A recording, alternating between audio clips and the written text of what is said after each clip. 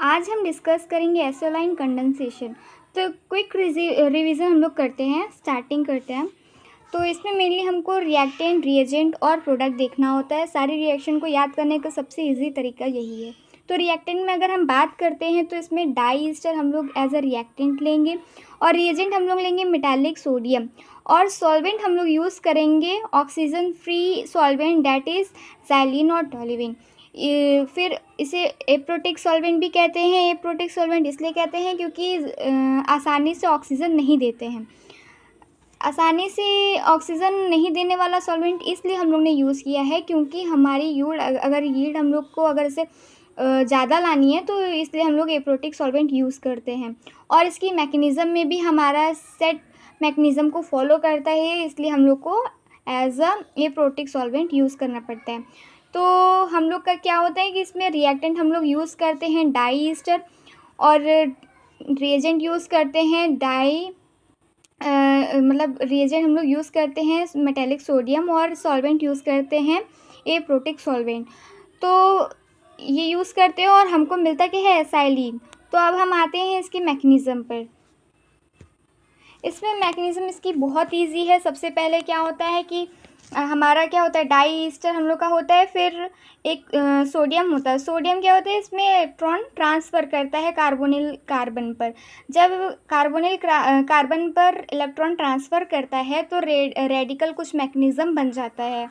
तो इसमें क्या होता है, डाइमराइजेशन रिएक्शन होती है। इसमें क्या होता है कि जो ईस्टर होते हैं, ईस्टर मॉलिक्यूल्स आपस में जुड़ जाते हैं, है ना, और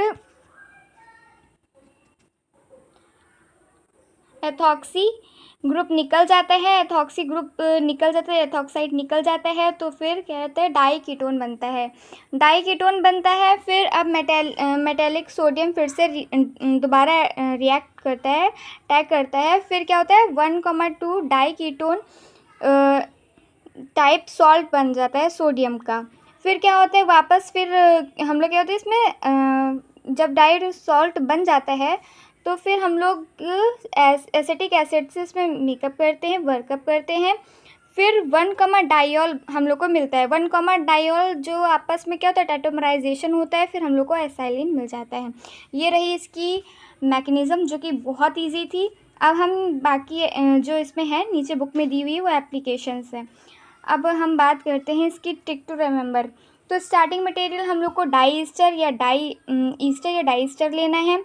रिएजेंट हम लोग को लेना है मेटालिक सोडियम। सॉल्वेंट हम लोग को एप्रोटिक ड्राई सॉल्वेंट। और एटमॉस्फेयर हम लोग को चाहिए कि ऑक्सीजन फ्री हो या नाइट्रोजन वाला इन्वायरमेंट हो ताकि यील्ड अच्छी आए। मैकेनिज़्म को ये फॉलो करता है, सेट मैकेनिज़्म को फॉलो करता है। सेट मतलब होता है सिंगल इलेक्ट्रॉन ट्रांसफ़र, और ये रेडिकल पाथवे सजेस्टेड होता है। इम्पॉर्टेंट इंटरमीडिएट इसमें 1,2 डाई कीटोन बनता है। फाइनल प्रोडक्ट जो हम लोग को मिलता है वो अल्फ़ा हाइड्रोक्सी कीटोन होता है, जिसे हम लोग एसाइलिन बोलते हैं।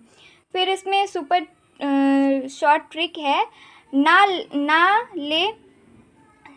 ने इलेक्ट्रॉन दिया, 2 ईस्टर जुड़े, एथॉक्सी निकला, डाई कीटोन बना, रिडक्शन H+ हुआ और फिर एसिलिन फाउंड मिल गया हम लोग को। Thank you for watching.